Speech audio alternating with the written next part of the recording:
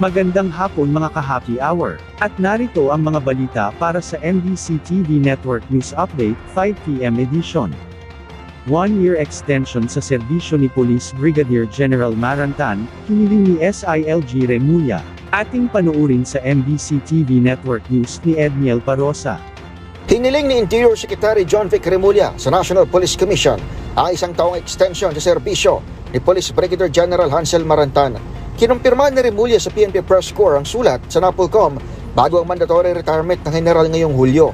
Nakasaad sa liham ang importansya ng trabaho ni Marantan sa mga tinawag na critical at ongoing high-impact operations na kanya umanong pinangungunahan. Kasalukuyang direktor si Marantan ng Police Regional Office Calabarzon. Minsan na rin siyang tumulong sa pag-aresto kay Pastor Apollo Kibuloy noong hepe siya ng Davao City Police. Pero nang tanungin ang pambansang pulisya kung may iba pang special assignment si Marantan, tinawag itong confidential ni PNP spokesperson Police Colonel Allen Reyco. Yung pong operations that the good secretary is referring to operational matters, so we will not be able to discuss what these matters are. While it's very nature, it's high impact and confidential. Ipinagpasalamat naman ni Marantan ang rekomendasyong sa salang pasa-approval ng kaukulang opisyal.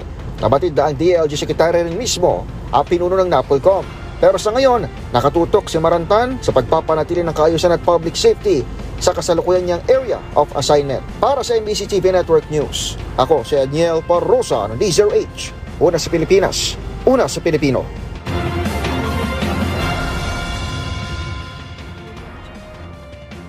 Samantala, VP Sara, bumisita sa simbahan sa Bogos City, Cebu. Bumisita si Vice President Sara Duterte sa Archdiocesan Shrine of St. Vincent Ferrer sa Bogos City, Cebu, sa bisperas ng kanyang impeachment trial na nakatakda bukas. Batay sa larawan na ibinahagi ng pangalawang pangulo sa kanyang social media, makikita na nagsindi ito ng kandila at nanalangin para sa kapayapaan ng bansa at kaligtasan ng mga Pilipino sa loob at labas ng bansa. Kasama rin sa kanyang panalangin ang kalagayan at patuloy na pagbangon ng Bogos City matapos ang pinsalang dulot ng nagdaang malakas na lindol kung saan nananatiling apektado ang bahagi ng simbahan at pansamantalang ginaganap ang misa sa isang temporaryong gusali sa loob ng compound.